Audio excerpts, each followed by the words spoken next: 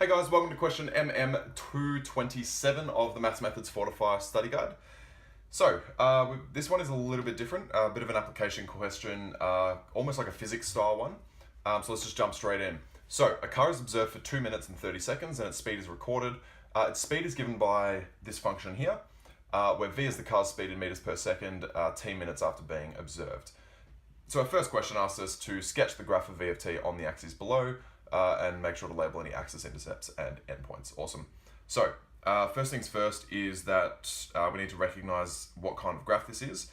We can immediately see that this is a cubic graph because we've got our t here and a t squared here, which means when they multiply together, they're going to get a t to the power of 3, which is a cubic, right? So second thing to point out is we need our axis intercepts and our endpoints, all right? So let's deal with that first. So our x-intercepts are going to occur when, actually, you know what, let's start with our y-intercepts. So, or our v-intercepts, I should say. So our v-intercepts occurs when t is equal to 0, which means that we get 5 times 0, 0 take 2 squared. This is going to be equal to 0. Awesome. So our y-intercept is going to occur at 0, or our v-intercept. Cool. And our t-intercepts are going to occur when v equals 0. So 0 is equal to 5t, t take 2 squared, which means that 5t equals 0, and t take 2 squared equals 0. Therefore, t equals 0. So that's our first point there, which we already knew. That's t equals 0 there. And therefore, t take 2 equals 0, and t equals 2. So t equals 2 is going to be somewhere here, let's say. And because this is a quadratic factor, we're actually going to have a turning point on the axis there. So because it's a positive cubic, we know that we're going to come up like this and come up like that. So from 0 to 5 on 2, make sure we stick to our domain, so we don't want anything past this axis. Something like that. That was actually pretty decent. So this is 2, this is 5 on 2. Awesome. So labeling this, we get 2, 0, 0, 0 here. So that's our axis intercepts labeled, but now we need our endpoint labeled, right? We do have our calculator for this, so you can actually just sub this straight in. So what I would do is say v of 5 on 2, because our endpoint occurs at x equals 5, or t equals 5 on 2. 5 times 5 on 2, 5 on 2 minus 2 squared. Awesome, which gives us 25 on 8.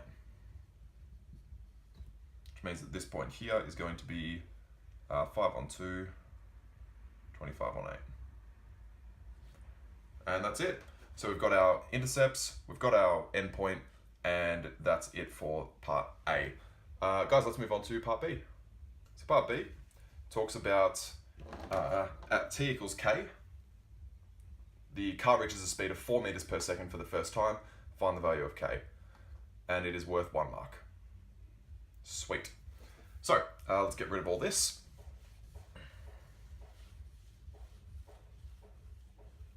And we know that the speed is going to be equal to 4, which means that v equals 4, and we need to find our value of t for this. So 4 is equal to 5t, so out of t take 2 squared. Because it's worth 1 mark, we can simply just solve this in our CAS. So according to CAS, t is equal to 0.27, 1.17, and 2.56. Now the question asks us for the first time that it reaches 4 meters per second, which means that t is going to be equal to 0.27, which means therefore k is equal to 0.27. And that's it. So that's our first mark, first and only mark. That's part B. Try and use your calculator as much as possible with these sort of questions, guys, because there's no point doing it by hand, so you might as well just make use of your calc. But that's it. So let's move on to part C. Part C challenges us to find the car's acceleration between t equals 0 and t equals k, correct to 2 decimal places. Sweet. So it's worth 1 mark, which means again we can just use that calculator as much as possible. And we really just need to think about what is acceleration. So acceleration is our change of velocity over time, right? So we know that k is equal to 0.27, and acceleration is equal to change in speed over time, because it's how fast we're changing speed, right? Which means it's essentially our gradient. Like, it's our gradient between the point at t equals 0 and t equals k. So get v2 minus v1 over t2 minus t1, which is essentially, you know, our y2 minus y1 over x2 minus x1 thing. So we know that k is equal to 0.27 minutes, right? Because remember, our scale was in minutes over here. But we need to find it in seconds, yeah? Because our time needs to be in seconds. So 0.27 minutes, we times that by 60, and that gives us our seconds, which equals which equals 15.96 seconds. Awesome. Now, acceleration, again, is this little formula here. At k, so at 0.27 minutes, our velocity is 4 meters per second, right? Part B told us that. So 4 minus 0, because at the start our velocity is 0. At time 2, t is equal to 15.96, minus at time 0, it's just 0, which means that this is equal to 0.25 meters per second squared. Awesome. And that's a 1 mark question, so that's our first and only mark. The biggest thing is just recognizing that acceleration is change in speed over time, and then finding that as if you were finding the gradient of the velocity. So that is part C. Let's move on to part D. So part D talks about the value of t that the car starts slowing down at. So part D is worth 2 marks, and it asks us at which value of t does the car start slowing down. So the car starts slowing down when the velocity stops like increasing, right? So at our maximum, so keeping in mind that this is our velocity starts slowing at this point here, right? Because at this point it reaches its maximum velocity, and then it starts slowing down because the velocity is getting less, which means that our our value of t at which the car starts slowing down is at the maximum, okay? So we need to find our maximum value of the value of t where the maximum value of v occurs.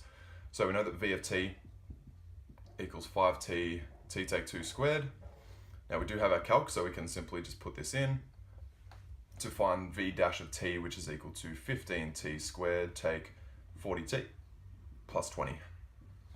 And you can factorize this and all that sort of stuff, but that's up to you. Cool, so the max occurs at v dash of t equals 0, which means that 0 is equal to 15t squared minus 40t plus 20. That's your first mark right there. So this being a 2 mark question, our first mark comes here, and then our second mark is going to come for the answer. So again, we can solve this in our CAS, but you can factorize this normally and go through that process, but I'm going to do it in my CAS because I have it available. So according to CAS, t is equal to 2 and t equals 2 on 3. We can already see that the gradient of v is 0 at t equals 2, which is this section here. So we know that t has to be equal to 2 on 3 at this point here. Awesome.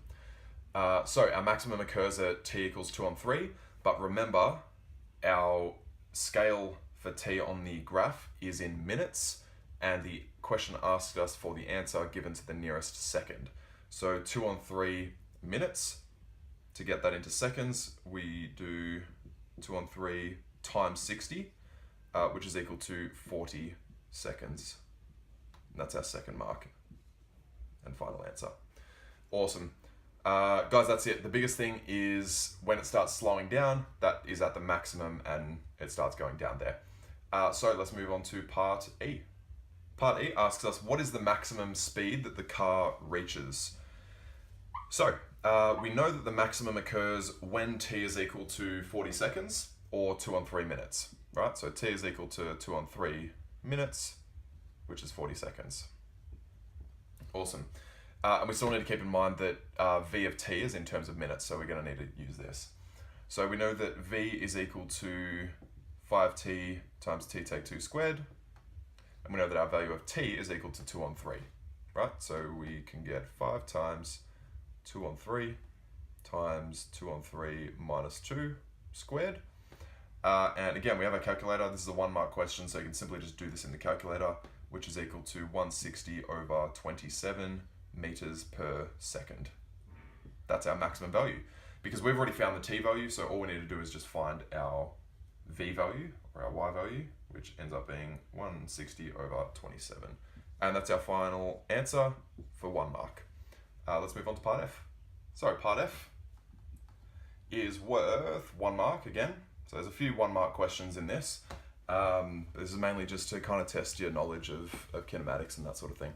So, question asks us, what is the car's instantaneous acceleration at t equals 2? So again, guys, acceleration is our change in velocity, which means our gradient of our velocity, right? So our velocity is 5t times t take 2 squared, and in a previous part D, we found that v dash of t was 15t squared take 40t plus 20. And we know that we're looking for the acceleration at t equals 2, which means we can simply sub in 2 here, get 15 times 2 squared, minus 40 times 2 plus 20. And again, 1 mark question, so we can simply plug this into our calculator, and this gives us 0.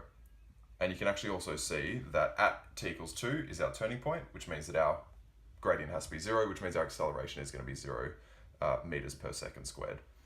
Awesome. And that's only 1 mark. Yeah, only 1 mark. So that's our first and final mark and our final answer for part F. Let's move on to part G. Part G is worth 2 marks. And if you haven't done integration slash anti-differentiation yet, don't stress about this question because you're going to need that for now. But if you have done it, awesome, and you'll be able to do this. So, the question asks us, how far does the car travel in the 2 minutes and 30 seconds for which it is observed?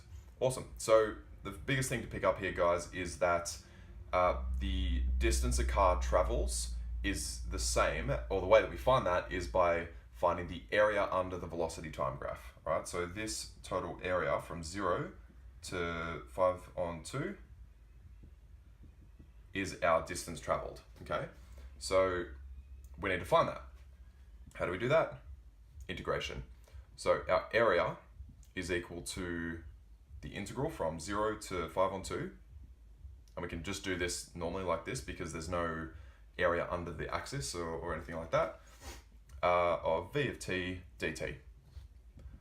Cool, which means that our distance is equal to this, so 0, 5 on 2 of 5t t take 2 squared dt.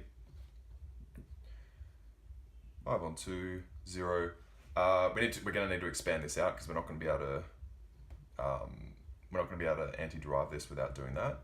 Take 20t squared plus 20t dt, and now we can anti-derive this.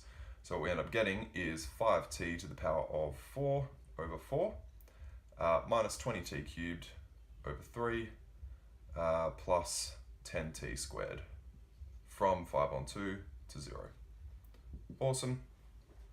Now from here, we're actually I forgot to mention, this is going to be our first mark here. From here, we need to sub in 5 on 2 into t and 0 into t. I'm going to have to get rid of this bit. It's quite long. So this is equal to 5 times 5 on 2 to the power of 4 over 4 minus 20, 5 on 2 to the power of 3 over 3 plus 10, 5 on 2 squared minus 0 in for all this. 0 in for all this is just going to equal 0, so we're just going to get 0 here. Awesome. Now, evaluating all of this, we're going to get distance is equal to 1375 over 192 meters, which is our second mark. So that is our second and final mark for this question and for the whole of MM227. Guys, please hit me up if you have any questions in the comments below. But otherwise, thank you so much for watching, and I'll see you in the next video.